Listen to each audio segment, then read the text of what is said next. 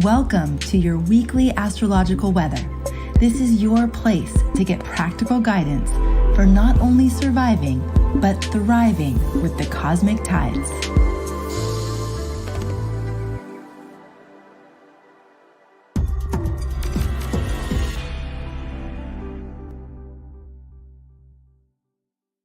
Well, hello, everybody, and welcome to your weekly astrological weather. We're going to be doing the week of October 10th through the 16th, and I am so happy that you're all here. Thank you for joining us. And I am also very, very excited to be here with an amazing, incredible astrologer and human being, Jenn Zahrt, PhD. And Jenn has been on the weekly weather several times, so I will let you go back to previous episodes to get more of Jenn's story and hear more about the type of astrology that Jenn practices. But before we dive into the week, I just needed to make a very quick announcement. We are going to make a slight change to the format of this weekly weather. What we'd like to do is make it super easy for those of you who are short on time to get the main points of the week ahead. So get your overarching theme, get the one or two transits that you really need to pay attention to, get the intensity scale for the week, and also get some insights on strategy for like how to actually work with the cosmic energy for the week ahead. So we're going to be doing that starting in November. The new format will be that we'll be exploring those overarching themes and those big picture perspectives for the week and the main transits for the first 15, 20 minutes or so. And that'll take about 15 or 20 minutes. And then we're going to take the day-by-day breakdown and put it in our free Cosmic Insider newsletter. So any of you who love the nitty-gritty breakdown of the whole entire week, starting with Monday and going into all the aspects, you're still going to be able to get that for free in our Cosmic Insider newsletter. So if you are not yet subscribed, make sure you get subscribed to that at astrologyhub.com/insider. And we'll make sure that you get that day-by-day breakdown. We're going to continue with the format we've been doing for the next couple of weeks, but starting in November, we're going to move that day-by-day breakdown into the Insider and keep the weekly weather, focus on those higher level topics with some really key insights into key transits for the week ahead, so that if you only have 20 minutes, you can still get everything you need to navigate the cosmic weather. What do you think about that, Jenn? I love it because, I have an exactly 20-minute commute between my house and the library. Exactly. A lot of people have that. And actually, someone on our team was saying that one time for them to tune into the weather, it took them like 4 back and forth trips dropping off their child because it was so long. And I was like, oh, shoot, like it's probably not doable for most people. So we're going to make sure that in that 20 minutes, you get exactly what you need. And it's just really condensed and really power packed. So, all right. But we have a couple more weeks of the format that we've been doing. So let's start, Jenn, with that overarching theme. When you looked at the week ahead, what popped out to you as the theme? So, we're still in the middle of this Saturn-Uranus square-ish. It's never going to go perfect again, but there's this tension between the eclectic new, the experimental, and then the sort of tried and true. And so this week I had Grinding Halt and Sleepless nights, which to me is like totally not the same, right? Like, how can you have something coming to a grinding halt? That I think of the Cure song, "Everything's coming to a grinding halt," and that's from the Boys Don't Cry album. And then you also have there's so much going on at night this week. It's like sleepless nights, like really intense things happening overnight in your dreams, maybe, or just not even getting to sleep because there's just so much going on there. But so, even just from the overview, the astrology of the week is showing us that tension between stopping and not being able to stop. Wow. After a night, I just had a night that was kind of sleepless. I'm like, no more of that. Just one night, my whole week. Yeah, you're home alone with a 3-year-old. So I know. Yeah. Okay. Yeah. So tell us about the astrology that is making you call out those themes. So we have, because Saturn is basically stopped at 18 degrees of Aquarius all month long. It'll go direct next week. So in 14 days from today, but around that time. But the thing is, it's at 18 degrees Aquarius. And so you can think of a degree of the zodiac kind of like a unit, right? It's like a cup and you're either in it or not. There's no black and white. You're just, and then when you go to the next degree, you're in the next degree. And when it is at this point, there's a book here by Eleanor Bach, one of our ancestors, called Sensitive Degrees. And she talks about the idea that this sensitive degree of 18 Aquarius, because Saturn is here for an entire month, that it is going to be a resonant space like for the astrology going forward, even into 2023. Oh. So we want to pay attention to 18 degrees of Aquarius, and Uranus is at 18 degrees of Taurus, right? Mm-hmm. So, I mean, we have like, it'll slip back into the 17th degree by the end of this month, but we have this like face off that is not quite exact, which is a little frustrating in its own way. Like you kind of, sometimes when you're like rearing to go, you just want to have like the fight. And this is like, no, you don't actually get to engage it fully. You just feel the tension, you know? And so, but it's like when Saturn is so slow in that 1 degree, you can hear the brakes of the train, you know, you can hear everything coming down. It's retrograde stationing direct, right? But the thing we forget sometimes, like everybody thinks about when it goes retrograde, when planets go retrograde, we have this slowing down and then everything's moving backwards. In order for something to move forwards again, though, it still has to stop.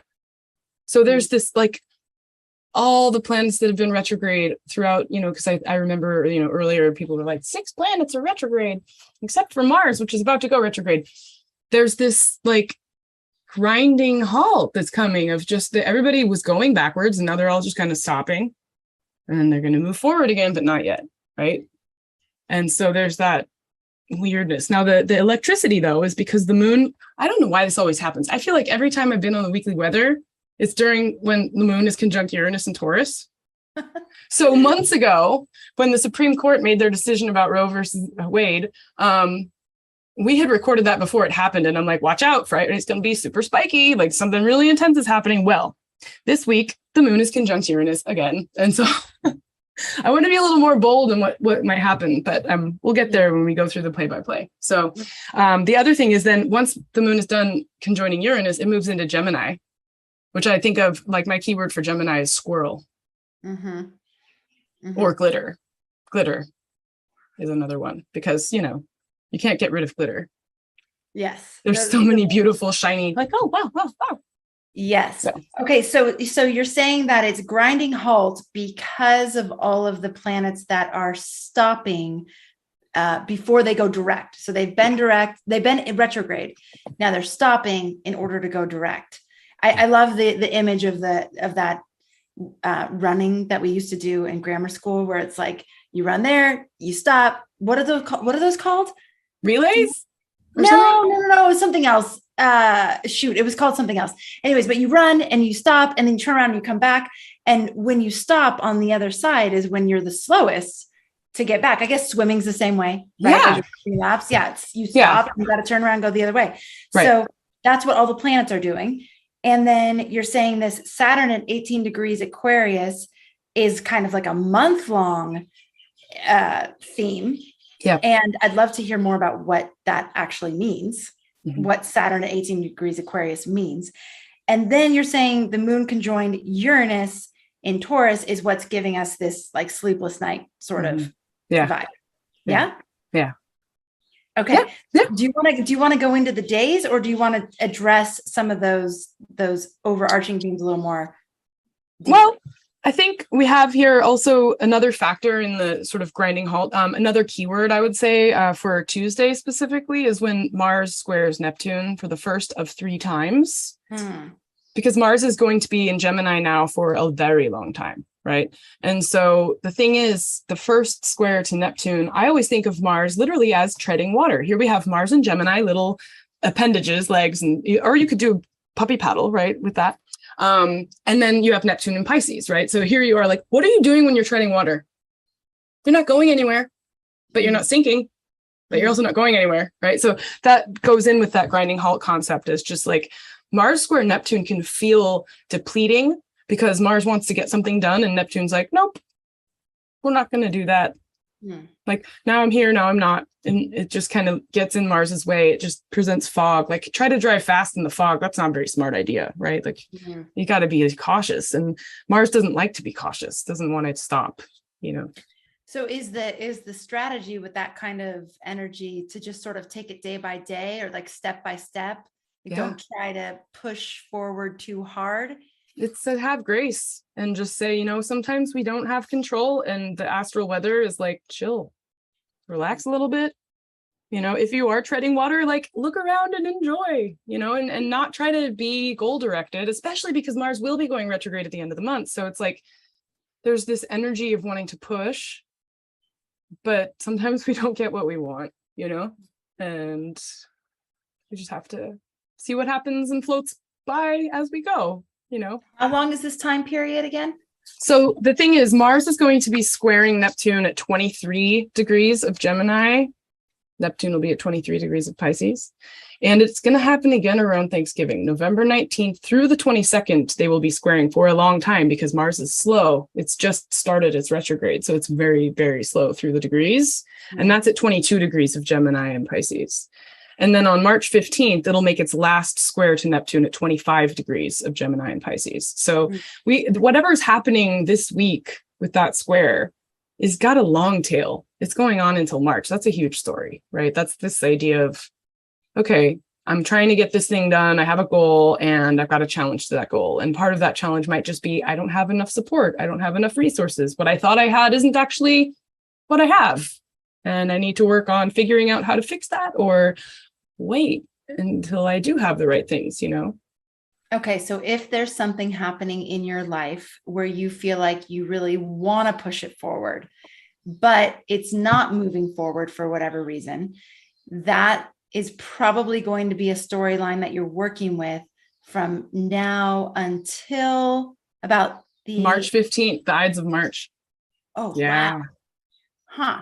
It's not the end of the world. It's more like we have this also this week with Mercury and Jupiter, right? We have that last pass of Mercury opposing Jupiter. But that story started in the early stages of September 2nd, September 18th.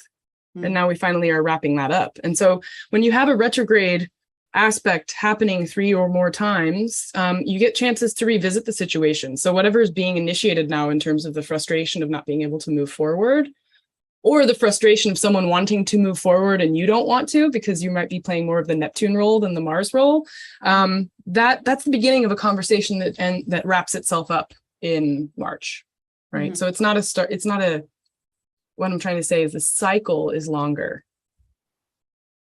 Okay. And there could be periods within there where things are moving forward a little bit, but then you're going to be sort of revisiting it over and over is what you're saying. So the idea would be like, whatever's happening this week with that takes a break for a minute, comes back into focus in November, takes a break for a little while. And then in March, you're like, wait a minute, I thought I took care of this last October and November. Why am I dealing with this all of a sudden? Right.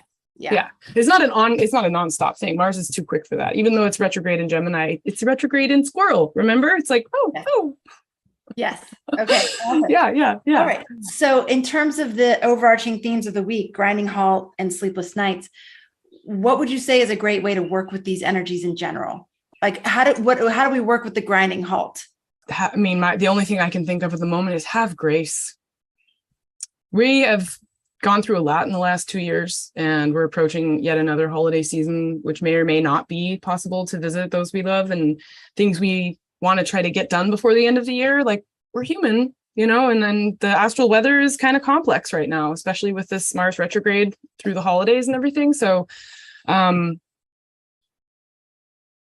Saturn being an 18 Aquarius station, like in the same degree of its station, I think is just kind of like it can be grounding, but it's also Saturn. So there's a feeling of restriction or perhaps slowness, right? That grinding halts kind of idea, right? And it's like, what should we maybe like stop and think about before we try to press on? Maybe, I mean, I wouldn't necessarily say this week for New Year's resolutions, but just kind of beginning to think about like things we need to stop so that we have that grace. If we're overloaded, we have to like maybe shed something in a minute to like get it to the point where we don't feel pressure around not doing enough. Right? Yes. I think that's the idea, is just kind of saying, you know what, it's not going to be right now. So breathe and figure out what has to shift. And it might not be possible to do anything about it until later when the planets are in more of a forward motion and helping us move things along, you know? I like that. I keep having this image of a few times that I've been surfing, which is not a ton of times. But my favorite thing to do is actually just sit on the board and look around. Like there's sometimes there's a sunset, or it's just so beautiful out in the ocean. So it sounds like we're sort of sitting on the board. There is complex things happening around us, but it'd be a good idea to just sort of enjoy the environment, enjoy the experience, enjoy the process, know that things are going to continue to be revealed that are going to help you move things forward in the way that they need to be, but that pushing forward in times where it feels like you're pushing against something may not be the best time to do that. Exactly. Yeah. Okay. All right, Jen, let's go through the days.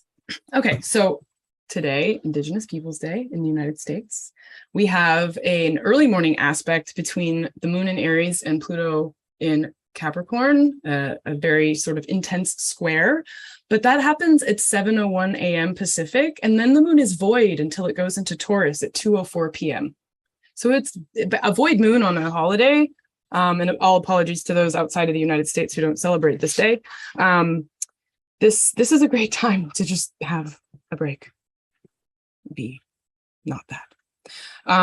Once it goes into Taurus, again, I would love to have everyone just like think about eating yummy food or doing something indulgent in terms of textures, or, anything you can think of that is just about enjoying life, and maybe even, I would say, because it's a fixed earth sign, doing some kind of thing in your local environment to learn about the first people who lived in that place, and doing some kind of land acknowledgement, or getting to know a fact or two about who lived there before you came, in all ways, right? All the way back through the geological time even. And 4:50 p.m., Mercury re-enters Libra. This is important because it calls back something that might have happened August 27th when it was at this same degree, when it entered Libra the first time before going retrograde.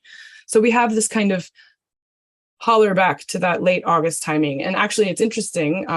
This is happening today because you and I were last together on that day at ESAR in Denver. So here we are again, literally communicating about these things. So I think people are going to find a lot of resonance this evening around something that happened in late August, and sort of coming together. Then in the morning, so as we transition into Tuesday, we've got at 2:12 a.m. Pacific, 5:12 a.m. Eastern, the sun is making a quincunx with Uranus. So this is like, when I look at the quincunx aspect, I really love to look at this humanistic astrologer named Michael Meyer. This is a handbook for the humanistic astrologer. It was actually the first kind of astrology I learned. And when he talks about the quincunx, he talks about clarification. So this is going to be another sleepless night where you kind of like get clarity on something that has perhaps been tugging at you around, what are the next steps given this long 2021-2022 Saturn-Uranus square. Clarity's coming Tuesday in the morning, in the middle of the morning. So then the day kind of like sits with that energy until 6 p.m. when the sun trines Saturn. And that to me would be more of an implementation. Like here you get the insight and clarity. And then in the evening, you're like, here's what I'm going to do about it. Right. And so I think that's a really important thing to harness if you can. So, thinking about like, okay, I know what I need to do. Now I'm going to figure out how I'm going to implement that. Don't necessarily put those steps to practice, but write the plan, right? Definitely be receptive to figuring out, okay, I need to get this into place. I need this kind of support. I need this sort of thing. And that's going to come. Then at 10:46 p.m. on Tuesday, we have Mars squaring Neptune, which we already spoke about, this concept of treading water. And just to state the dates again, I want people to watch out for November 19th to 22nd. So that's like leading into, the beginning of certain holiday season, and then also March 15th as days to revisit whatever happens on Tuesday night.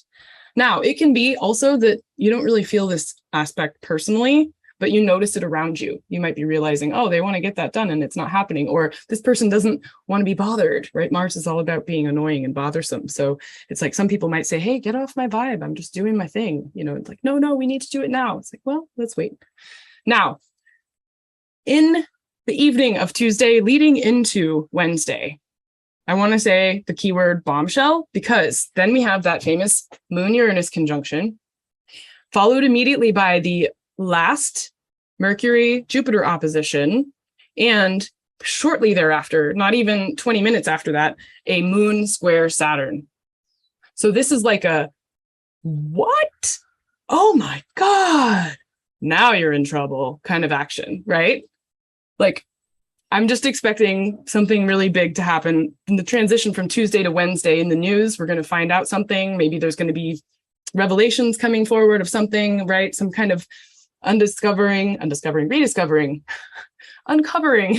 some sort of, like I would say, I said it back when I was in the IC, the tall tale of that Jupiter in Aries and Mercury kind of pulling it to task, saying, no, we need to actually examine this tall tale, figure out what's going on. So that Uranus, Mercury opposing Jupiter, and then Moon square Saturn to me is going to be like, it's just like a nice little sandwich of like, whoa, you know what I'm saying?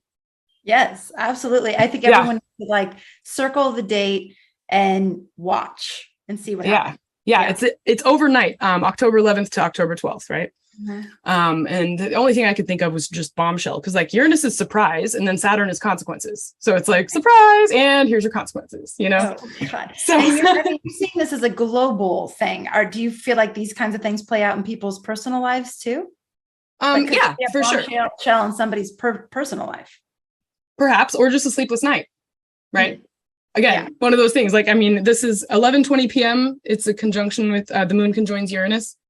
At midnight 23, Mercury opposes Jupiter for that last time. And then at midnight 36 in Pacific, right? So this would be 3 a.m. in the East Coast, the moon squares Saturn. So like, this is an overnight story. It's almost like I don't want to say Watergate, but similar kind of vibe where it's like something's happening at night and it's like being uncovered and like, whoa. And because of that situation for the United States, it might be around the other side of the world. And here we are learning about it when we wake up, right? Ah, interesting. But also, like you say, it can happen interpersonally. Again, my philosophy with transits it has to do with your chart and whether or not these are activating specifically in your chart. That's why I keep it at that global level. Right. What would people be looking at? Are there any sensitive points or degrees that would be most impacted by this? Yeah, 18 degrees of the fixed signs. Okay. 18 Aquarius, 18 Taurus, 18 Scorpio, or 18 Leo. Yeah. Okay. Later on, just to speed it up in here, we have a void moon on Wednesday from 2:42 p.m. until 10 p.m. Pacific. And I just want to point that out. It's like just Wednesday, like evening, take it easy, have some friends over, have a nice little chill time. And then we get into the moon in Gemini. So at 10:08 on Wednesday, the moon goes into Gemini and it makes a sextile with Jupiter at 1:08 Pacific on Thursday. That is also one of these things like, who wants to sleep on that kind of aspect? That's fun, you know? Like, so once the moon goes into Gemini, it's like your thoughts start spinning and you start like, oh, wow, yeah, oh, yeah, yeah, right? Mm-hmm. So that's, again, why I was saying about sleepless nights. Then when we go to Thursday is kind of, I would say nondescript. It's all about relationships on Thursday. We have Venus in Libra making a quincunx to Uranus and Taurus. So Venus is in charge of this conversation, but Uranus is the instigator, meaning the relationships are going to get a little bit of a jolt, but I don't mean that in a positive or negative way. Electricity doesn't have a moral compass. It just is a jolt, right? So it's sort of like, do you want the excitement of something, or are you going to be playing it more in terms of a shock? Or, you know, it's sort of, you can spin it in either direction, right? And that's part of the indecisiveness of the Libra being in charge of this situation. But I think that it's still like, you're kind of going to want to put more energy into it, whether it's being in charge of spicing it up, being receiving of someone who wants to spice it up with you, or wanting to hash it out, right? If there's something that needs to be put on the table, Thursday's the day to do it. Then we have Mercury making a sesquiquadrate. That means 135-degree aspect to Saturn. That's a divisional of 8, which means it's related to an opposition in a square. And it means that I'm going to say, like, if I'm going to interpret Mercury sesquiquadrate Saturn, it's time for a tough conversation.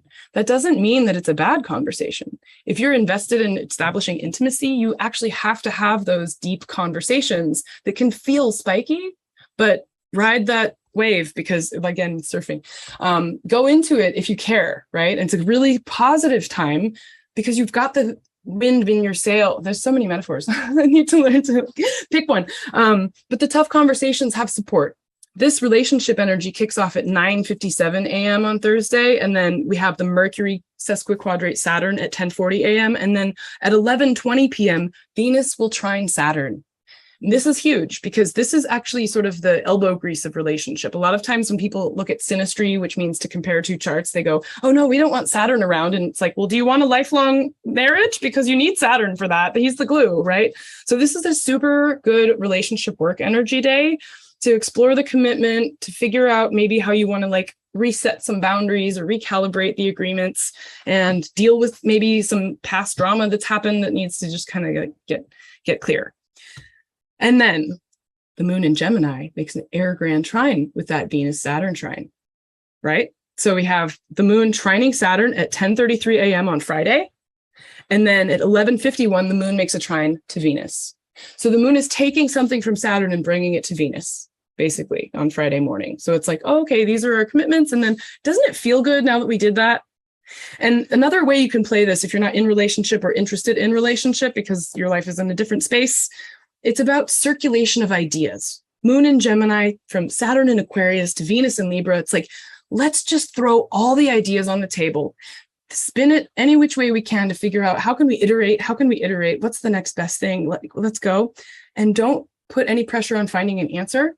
Simply just let them flow through, because an air grand trine, especially involving the moon, is a really nice time to bring some of that stuff from Saturn into manifestation in a beautiful way, Venus and Libra, right? So just kind of getting an idea of what could be possible. And then that's supported later with the moon trining the sun in Libra at 4:23 p.m. on Friday.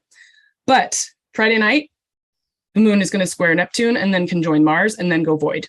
So this is where we go back to that have grace, right? Moon squaring Neptune on Friday night at 7:40 p.m. Pacific is sort of like this isn't where I thought you were taking me to dinner, or this isn't what I thought I was going to be doing tonight, or this isn't what I thought it was when I opened that package from Amazon. This is very strange. And then by 9:11 p.m., which already is 911, right? The moon conjoins Mars and Gemini. And that can be super explosive. So if you're like trying to avoid an argument, like stay home and don't do it, or go for it. However, the moon is after that immediately void for 12 hours. So if you're going to do something on Friday on the West Coast, kick it off after that moon Mars conjunction, I would say, probably, right? Just like let those little like astral blips pass. And then you kind of have party is the best time for moon void, right? Because there's no agenda. So start it at 9:30. And then also if you're on the East Coast, that would be midnight 30, or just like go to bed, whatever. Anyway, I'm speaking as a mother of a toddler. So I'm like, yeah, aren't you in bed by 9? Like what? Okay. Okay. So then the last thing this weekend, Saturday, we have the moon doing a semi-square and again, a sesquisquadrate to Saturn. And so I think it's just like this tension of just wanting to do something, right? The moon goes into Cancer again at 9:11 a.m. on the West Coast, 12:11 a.m. on the East Coast. So PM, sorry, noon. And then it's just in Cancer doing its thing and rubbing up against that Saturn Uranus square in this way that kind of makes you want to kind of engage with it, right? So it's an extroverted social thing where you're going to want to have to say something, right? And it just kind of bring it up. It can be creative, but it's also got this little element of stress to it where you just feel like you got to do it, and whether or not you act on that is up to you, but you're going to feel that sense of wanting to just say something. Sunday at 8:39 a.m., the sun makes a quincunx with Neptune. Again, that's a 150-degree aspect. And you can think of it almost like as a blind spot, right? When you talk about the blind spot in your eye, it's actually 150 degrees away from the plane of your head. And so this blind spot concept is like again, one of these sort of Sundays starts off kind of feeling like not depleted, but just you'd rather daydream than do anything. And it's just a Sunday day. Like that morning is just so there. So what I would say is when at 12:57 p.m., the sun trines Vesta at 22 degrees of Aquarius, that's when you should just do your own thing. If you've got some kind of thing that's yours and yours alone, like a hobby or a book you've been wanting to read, like just do your own thing, indulge in giving yourself a place to recharge for your own sake. If you have, children like I do, like have someone watch them that afternoon so that you can just like do your own thing just for a minute. And then by 9:09, the moon will make a sextile to Uranus and we're going to get started again with the week and get a little excited. Like, okay, cool. The week's over.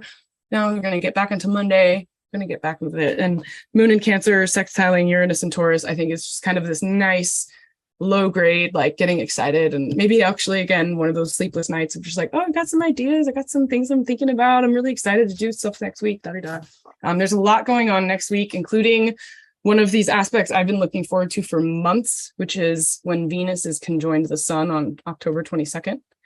And when I say looking forward to, I must add the words with trepidation. Oh, because a lot of times people expect the Venus conjunct the sun to be a good thing, but she's on the opposite side of the sun from the Earth. And so unlike a Venus retrograde, when she's conjoined the sun and in between the Earth and sun, when she's on the other side of the sun, it can be a really isolating experience for some people. Not everyone, but for the people who are tuned to Venus cycles, it can bring up elements of something that happened in 2018, 2014, 2010. So it's a really intense week for those people.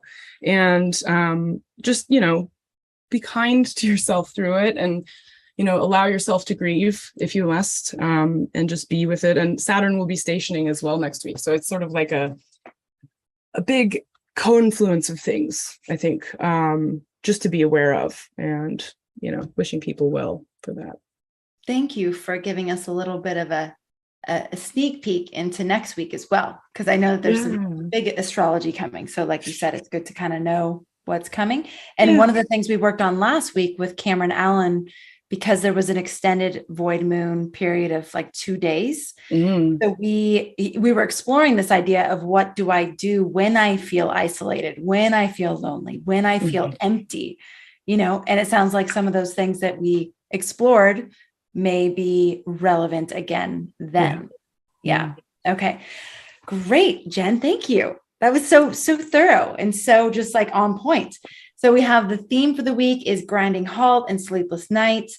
We have one of the things you said is it's important not to drive too fast in the fog, that this is potentially a good time to be focusing more on chilling and relaxing versus driving and pushing and producing. And actually last week we also explored that topic of like, how do we feel when we're not as productive? Like, do we still feel like we have value as human beings, or do we feel like we have no value because we're not accomplishing things and producing things and getting things done? So just an interesting exploration. Yeah. And I think about, like we can re-engage the receptive mode more. It's winter time. Plants are pulling their sap down into the root, and I think it's time to be more receptive or aware. Like you said, when you were on the surfboard in the water, like you're taking in the images you see and just receiving what you are immersed in, and I think that's an important skill to cultivate, not just for its own sake, but also as a challenge to the mandate of this culture that makes us have to produce as a definition of self-value. It's like, it's also valuable to be someone who can notice and accept and sort of be present with instead of doing something. Yes, very Venus. Actually, it's interesting too, because it's when we get the most guidance and insight from the universe, when we are clear and when we're not actually as engaged in the external world. It's like there's space for the communication actually happen. So yeah. Okay. So you said have grace as well. And to contemplate, what should you stop and think about before you press on? What things might you need to stop completely? And how can you stop overloading yourself? So again, all these it's a kind of yin exploration, right? Yeah, exactly. Yeah. All right. So on Monday, we have Indigenous Day and we have a void moon. So taking a break, just being, I love what you suggested, no matter where you are, even if it's not Indigenous Day where you are, a land acknowledgement and taking some time to learn about the people who came before you on that land. So that's beautiful. And there could be some resonance on this day to what was happening in your life late August of this year. On Tuesday, we have Sun quincunx Uranus. You said that we could get some clarity on something that we've been with since 2021 with this Saturn-Uranus square. So there could be some revelations on some of these themes that you've been dealing with for a while, probably around these ideas of the old versus new, and this kind of clash of what was and what's becoming. And I want to add to that too. I think the things that are going to come Tuesday morning are embodied knowledge, things that you know to be true because you've experienced it. And it's not necessarily the way it's done, which would be the Saturn part. And so getting clarity on how to transmit your lived experience into something that's the next thing, right? Nice distinction there. Okay. It's not going to be just in our head. It's not going to be an insight that's just in our head. It's going to be something you've lived through. Yes. Okay. Yeah. And that we're going to go from, on this day, we're going to go from insight to the opportunity to implement. So from insight to implementation. And there's going to be another revisiting theme. Well, basically on this day, what's starting to bubble up, we're going to be revisiting again November 19th through 22nd, and then again March 15th. So there is this emerging storyline for us. On Tuesday to Wednesday during the night, this is bombshell. And I wrote that in all caps in my notes. So did I. And I also wrote what in all caps with a question mark, an exclamation mark, and a question mark. So that's very Uranus. It's almost the symbol of Uranus. Oh yeah, exactly. So this is some sort of revelation, something revealed, something that was hidden, that kind of crashes onto the scene. And if you have 18 degrees of fixed signs, this could be it could be something that impacts you a little more personally, maybe not, but those are that's the degree and signs that will be affected. You also said that there's a void moon on this evening. So take it easy. Then you said that it also might be hard to sleep that night. Yeah. So we have several hard to sleep nights. Okay. On Thursday, relationships get a jolt. You said to spice it up or hash it out or both. This could be a great time for a tough conversation, a conversation that needs to be had that might not be the most comfortable, but can also be very revealing and can help move stagnant energy, right? Yeah. You said to explore commitment, that this is a good time to do those things. It's a big relationship day. Yeah. On Friday, there's this idea that we could feel kind of good, like after we've explored these commitments and done this hash out, that it could feel kind of good, the resolution of it. Or this is a great day to circulate ideas. Again, you said have grace. It could be like this, hey, this is Friday night, kind of like, hey, this isn't what I thought. And this is what I was expecting. You said there's a little bit of an explosive moment as well. And then the moon goes void. So a little bit of like a fireworks show at the end of the day on Friday, which then goes into a void moon. Yeah. Saturday, extroverted social kind of thing, creative stress, you said. On Sunday, the sun is in a blind spot. So this is a great day to daydream, do your own thing, indulge in recharging for your own sake. And then at that night, you might get excited about the week ahead, and it could be another sleepless night. And then you gave us a little sneak peek into the following week, where Venus conjoins the sun, and it's on the opposite side of the Earth. The sun. Right? It's as far away from the Earth as it can possibly be. And it's the planet of connection. So you can imagine when connection is as far away as possible, there's a loss of connection. So it's a sensitive time. May feel isolated. Yep. Maybe hearkening back to 2018, 2014, 2010. I know I had some really tough years in there. So that's interesting. You said, be kind to yourself, grieve. And then Saturn also stations to go direct next week as well. Jenn, thank you. Any other things you want to share with us before we close out? Any other words of wisdom you feel you should send us off with? No, just, I guess, be kind to yourselves, have grace, and the yin energy. That was really the takeaway for me when looking at next week. So yeah, perfect. Okay. Thank you so much. And thanks to all of you for being here. Thank you so much for tuning in to the weather. We are going to be having a workshop with Jenn happening in November, which is it's going to be all about practical astrological magic. So for those of you who want to be working with astrology in your life on a day-to-day basis and use it to choose great times to do certain things and work with the energy in a very magical way, you're going to have the opportunity to learn directly from Jenn. And we are not open for registration yet, but you can get on the wait list. And that's astrologyhub.com/magic. Jenn, do you want to add anything about the class itself? You are going to walk away with some really awesome tips and tricks to get to know the planets better. If you're interested in being a better astrologer, you're going to learn astrology through magic better and vice versa. And so I like to keep things, it's called practical for a reason. It's extremely practical. And I'm so excited to share everything with people. When you say the word magic, what do you mean? So magic is a practice of engaging with, I would call like the forces of the universe in a devotional way to achieve results. And in order to practice magic, we also have to take responsibility for ourselves too, because they do achieve results when we do it correctly. So I find that engaging with magic just makes your life better on all levels, because it really forces you to think about, what do you really want? What is worth doing ritual with? And who are you? Who do you want to become? Even the desire to change your circumstances points towards a gap that might need to be addressed in a magical and a mundane way. So it's just it's one of the most ancient ways that human beings have engaged with the world around them. Oh my gosh, I love it. I love it. And Jenn is an amazing, dynamic, engaging, super inspiring teacher, which I know you get to experience here on the weather. But it's going to be really fun to have an actual workshop with Jenn. Again, that's not open yet for registration, but you can get on the wait list and be first to know when we do open doors. And that's going to be a workshop. So it's going to be like a really a great deep dive into this topic. It'll be a workshop and a live Q&A. And that's astrologyhub.com/magic. Also, just reminder about the change on the weekly weather format. So if you do love the day-to-day breakdown, make sure you're on our free Cosmic Insider. It's our newsletter that goes out every week. That's where the day-to-day breakdown is going to go. But you're still going to get your big weekly overview, the themes, the intensity scales, all those things here on the weekly weather starting in November. Okay, well, thanks everybody so much for being here. Thank you for being a part of our community. And thank you as always for making astrology a part of your life.